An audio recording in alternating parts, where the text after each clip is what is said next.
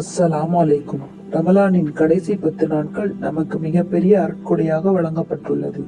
இந்த நாட்களில் நாம் அதிக ஈமான் மற்றும் தக்வாவுடன் இருக்க வேண்டும். ஏன் தெரியுமா? இதுதான் பரிசுகளின் பொற்காலம். இப்போது இந்த சிறப்புமிக்க 10 நாட்களை நம் வாழ்க்கையில் எப்படி சிறப்பாக கழிக்கலாம் என்று பார்ப்போம். இந்த 10 நாட்களில் லைலத்துல் கத்ர் உள்ளது. இது 1000 மாதங்களை விட சிறந்த இரவு. இந்த இரவில் செய்யும் நாம் எந்த ஒரு நல்ல காரியமும் 1000 மாதங்களாக செய்யும் தொழுகை, துவா மற்றும் தானத்தை விட அதிகமாக நன்மை அளிக்கும். இந்த நாட்களில் நம்முடைய துவாக்கள் இன்னும் அதிகமாக ஏற்கப்பட வாய்ப்புள்ளது. நம்முடைய குறைகளுக்கு மன்னிப்பு கோரி நல்ல வாழ்க்கையை வேண்டுவோம். நபிகள் நாயகம் ஸல்லல்லாஹு அலைஹி வஸல்லம் அவர்கள் இந்த 10 நாட்களில் இன்னும் அதிகமாக தொழுகை, திக்ர், துவா ஆகியவற்றில் ஈடுபட்டுள்ளார்கள். நாம் அவரின் வழியில் நடக்க வேண்டும். ஏத்திகாஃப் என்பது கடைசி 10 நாட்களிலும் இறைவனுக்காக முழுமையாக நாம் செலவிடும் நேரமாகும். இது நம்மை இன்னும் அதிகமாக அல்லாஹ்வின் அருகில் அழைத்து செல்லும்.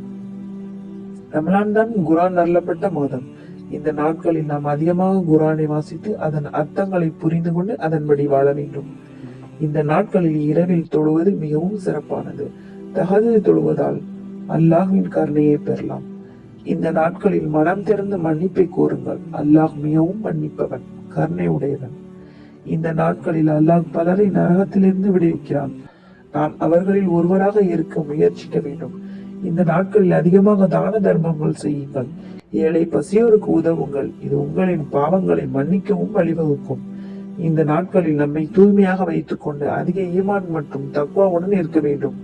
இதன் மூலம் அல்லாஹ்வின் அருள் நம் மீது பிறக்கும். இந்த நாட்களை நாம் வீணாக்காமல் அதிகமாக தொழுகை செய்து, துவா செய்து, நல்ல செயல்களில் ஈடுபட்டு பயனடைய வேண்டும். அல்லாஹ்வின் அருளை பெற நாம் அனைவரும் முயற்சிப்போம்.